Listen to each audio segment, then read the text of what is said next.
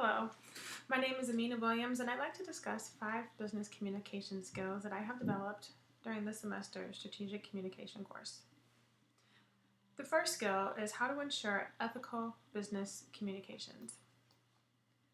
Ethical communications includes all relevant information, is true in every sense, is not deceptive in any way. In contrast, unethical communication can distort the truth or manipulate the audiences in a variety of ways, to include plagiarizing, omitting essential information, or selective misquoting, misrepresenting numbers, distorting visuals, and failing to respect privacy or information security requirements. Ensuring ethical business communications require 3 essential elements: ethical individuals, ethical company leadership, and appropriate policies and structures to support employees' efforts to make ethical choices. All employers have a responsibility to establish clear ethical guidelines and set examples to help employees determine which conduct is ethical or not. Whether or not formal guidelines are in place, every individual has a responsibility to communicate ethically. In the absence of clear guidelines, employees should ask themselves about 5 questions about their communications. Have they defined the situation clearly and accurately? What is their intention in communicating the message? What impact will the message have on those who it was communicated with? Will the message accomplish a greater good than will a bad? And will the assumptions they made about this communication change over time? Meaning, will this decision that seems ethical now remain ethical later? As far as my career is concerned, I always want to be considered an ethical leader. Ensuring all my communications are straightforward and honest will maintain my reputation as an upstanding individual, will maintain my trustworthiness with my leadership, and will allow people to continue to trust me. The second skill is sensitivity to culture and diversity in communications. I feel like in today's current political climate, this is very important. The foundation of sensitivity to culture and diversity in business communication is laid upon developing strong cultural competency and overcoming ethnocentrism and stereotyping.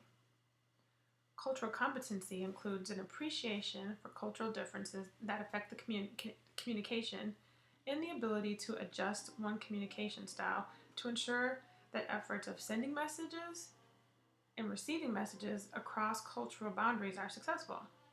In other words, it requires a combination of attitude, tone, knowledge, skills, and motivation. Achieving cultural competency can take time and effort, and many companies have initiatives focused on achieving tangible results. Ethnocentrism is the tendency to judge other groups according to the standards and behaviors of one's own group. Given the automatic influence of one's own culture when people compare their cultures with others, they often conclude that their own is superior.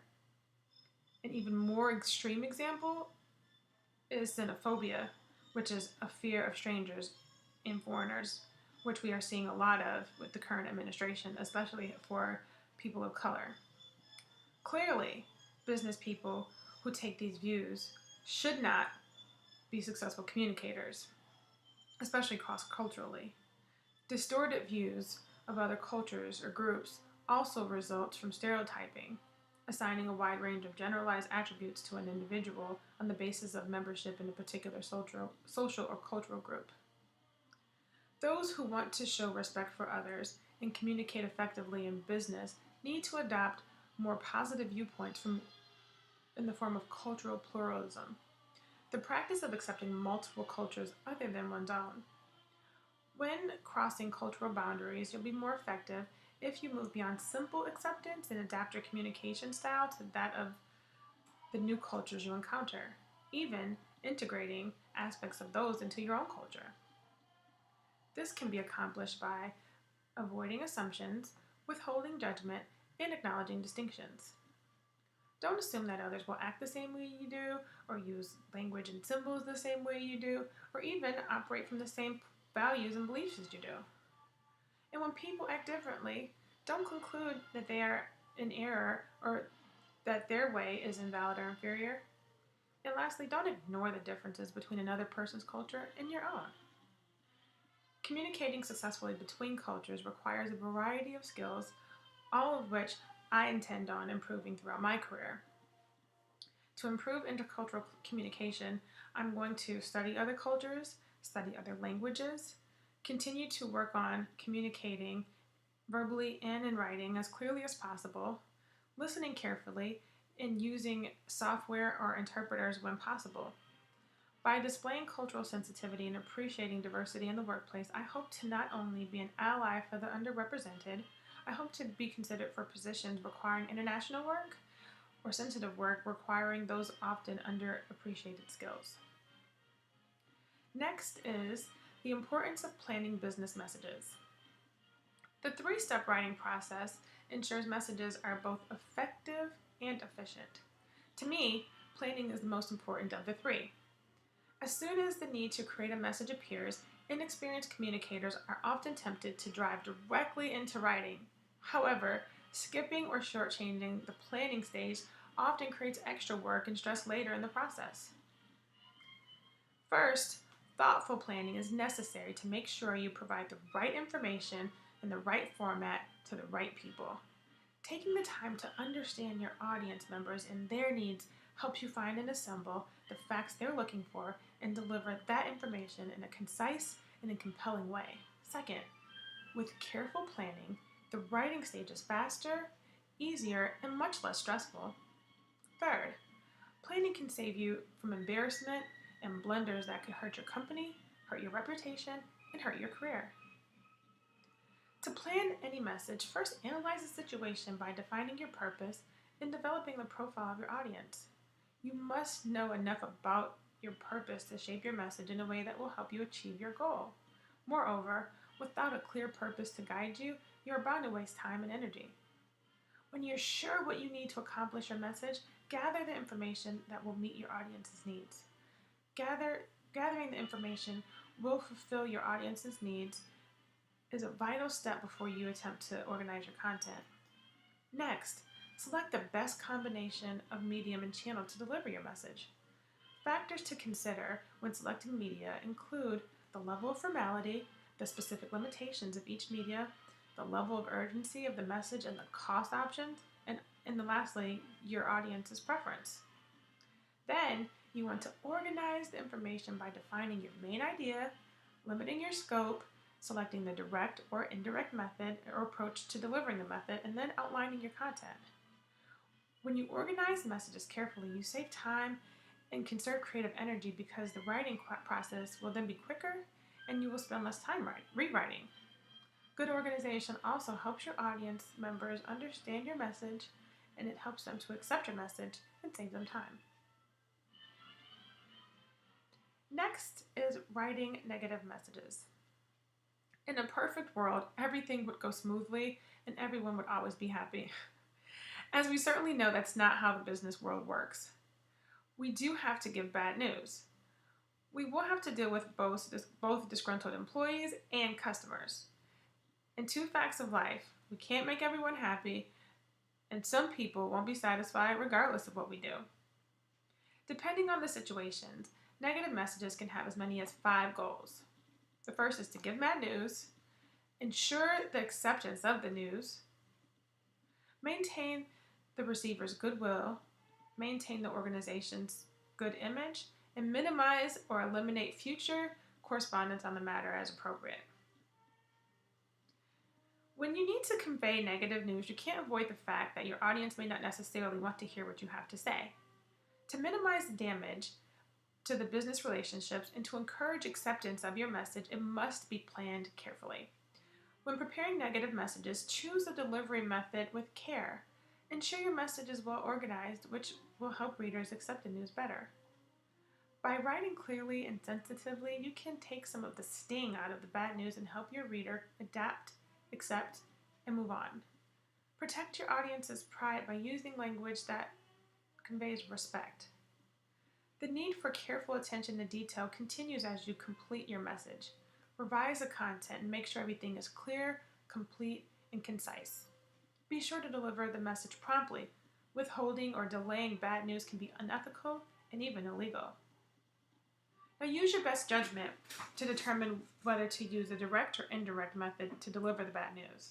A negative message using the direct approach opens with bad news, proceeds to the reasons for the situation or the decision, and ends with a positive statement aimed at maintaining a good relationship with the audience.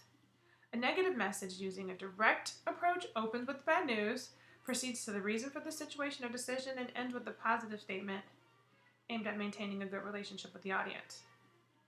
Messages using the indirect approach opens with a buffer, provides reasons and additional information, continues with a clear statement of the bad news, and closes on a respectful note. Use the indirect approach when some preparation will help with your audience acceptance of the news. I intend on using these steps to plan negative messages going forward. While I don't have to have them very often, planning negative messages will help ensure the message I sent was indeed the message was received, and potentially preserve relationships. The next is organized and planning proposals. A proposal is a special category of reports that combine information, delivery, and persuasive communication. A good proposal explains why a project or course of action is needed, what will be involved, and how the recipient will benefit. There are two general categories of business proposals: internal and external. Internal proposals are delivered to company leadership when requesting their support. This could be for funding new initiatives, general projects, or requesting permission to take a course of action. External proposals are used to ask others outside of your organization for support to include funding, investments, sponsorships, or sales. Both categories of proposals require specific communication skills to be successful. The most significant factor in planning any proposal is whether the intended recipient requested you to submit one. Solicited proposals are generally prepared at someone's request, followed by an RFP or a request for proposal. Either an external party that requests a product or service, or an internal sources such as management or board of directors. With unsolicited proposals, the writer identifies the needs and makes the first move. Unsolicited proposals are created by organizations attempting to obtain business or funding without a specific invitation from a potential client. Such proposals may be initiated by employers or managers who want to convince the company insiders to adopt a program, idea, or policy. In general, audiences are more likely to be receptive or responsive to solicited proposals because the problem and potential solutions have already been identified. Communication in unsolicited proposals, therefore, must be extremely persuasive. For solicited proposals, structure the proposals using the direct approach to focus on your recommendation using the guidelines outlined in the RFP. Depending on the circumstances and your relationship with the recipient, the indirect approach is often better for unsolicited proposals. It is extremely important that the content of the proposal is communicated in a clear and concise manner, whether delivering in person or in writing. In person, you must be prepared to answer any questions and respond to comments, so it is extremely important to ensure you are comfortable with and knowledgeable of the material being proposed. As an entrepreneur, I'm going to have to continue to sharpen my proposal skills.